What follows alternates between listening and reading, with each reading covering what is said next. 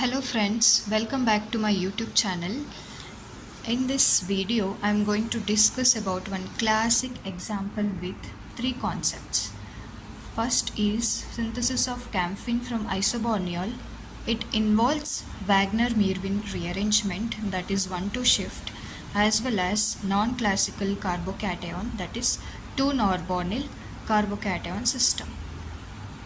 So let us start with synthesis of camphene from isoborneol.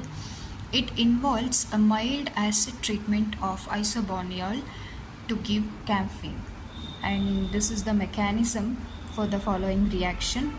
It involves proton abstraction followed by formation of secondary carbocation, which is somewhat unstable. It undergoes 1,2 shift to form tertiary carbocation, which is highly stable. And this proton abstraction by water molecule to form a exocyclic double bond, that is a camphene molecule. So the major important step involved in this mechanism is Wagner-Meerwein rearrangement, that we can also call as 1,2 shift. Here the formed carbocation, it undergoes a 1,2 shift to form a stable tertiary carbocation. Here there are three possibilities. One is methyl shift, another two possibilities are these two sigma bond shift. But here we can see prominently only the sigma bond shift because of the proper orbital overlap between this empty p orbital and the sigma bond, which easily stabilizes the carbocation formed over here. And this is why the one possibility is shifting of this sigma bond.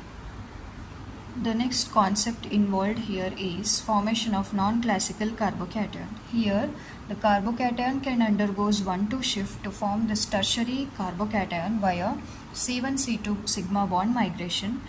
This may also undergoes one more 1,2 shift, that is C2-C6 sigma bond migration will happens to form this double bond with primary carbocation.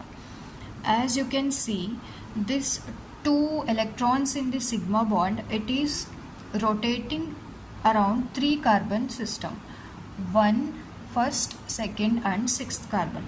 That's why we will call it as 3 center 2 electron system or 3 carbon 2 electron system. And this kind of systems can be stabilized by a sigma bond through a 3 center 2 electron bond, and electrons are delocalized here. As you all know that this is the one of the example for carbocation, that is classical carbocation. Here this involves 3 sets of 2 center 2 electron system. So this is 2 electron, 2 electron, 2 electron, and all are localized, and this kind of carbocations are stabilized by positive inductive resonance as well as hyperconjugation effects. Here this is the structure of isoborneol.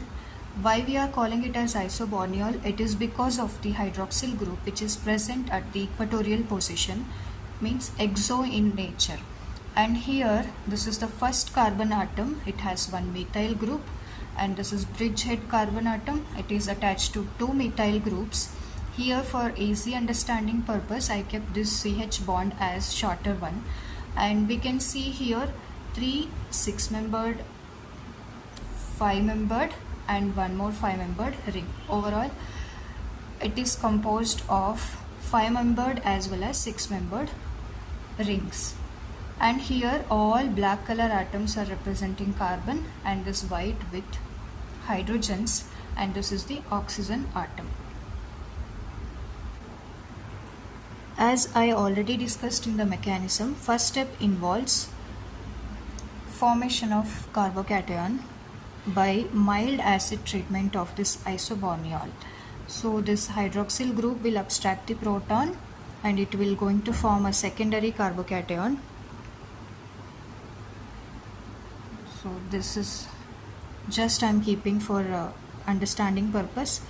and this is sp2 hybridized carbocation with 120 degree bond angle. Here it attached to 2 carbon atoms, and just assume that this is the one part of the empty p orbital of sp2 hybridized carbocation. So next step is 1,2 shift.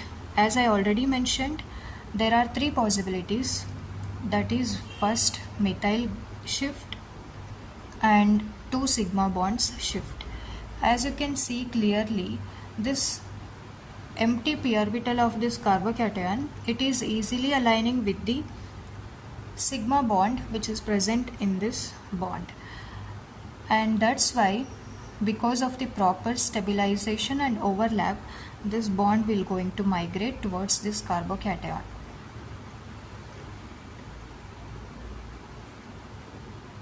And it is going to form a tertiary carbocation at the bridgehead carbon atom. So this is the tertiary carbocation, it attached to 3 carbon centers. The next step is 1,2 hydride shift. So here this carbocation, it is again stabilized through hyperconjugation. We can also call it as 1,2 hydride shift. So one of the CH bond, it is migrating towards this carbocation, and it will going to form a pi bond over here. So I am removing this carbocation, and this hydrogen, it is abstracted by the water molecule which is released in the first step. So this is the pi bond which is formed over here. So at the end we are, as you can see, this is the structure of camphene.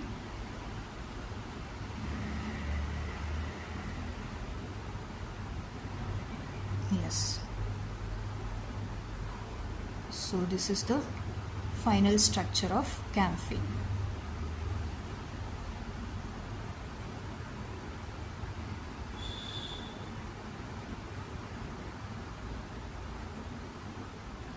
Thank you.